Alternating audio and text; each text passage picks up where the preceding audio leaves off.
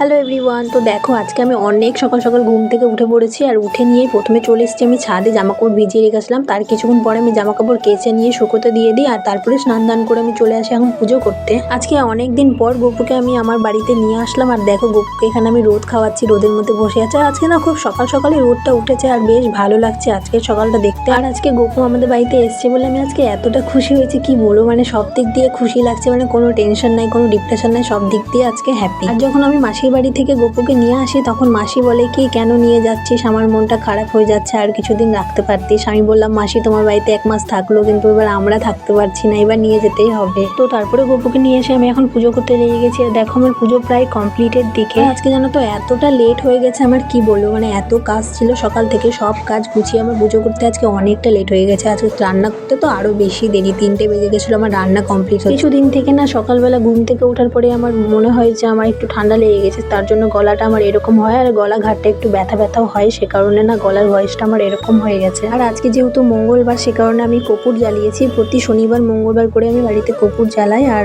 এখন দেখো আমার পুজো কমপ্লিট করে আমাকে নিচে গিয়ে রান্নাও করতে হবে। তো চলো এখন আমি নিচে যাই। আর আমার ঠাকুর ঘরটা কেমন লাগছে অবশ্যই কমেন্টে জানিও। আর তারপরে গোপালের একটা আসন আর জামা ছিল যেটা নোংরা হয়ে গেছিলো, সেটা আমি এখন সার্ফে ভিজিয়ে দিচ্ছি। একটু পরে যখন নবান্ন করতে আসবো ছাদের মধ্যে তখন আমি এগুলোকে কেচে ধুয়ে মেলে দেবো। তো চলো আজকের মতো টাটা।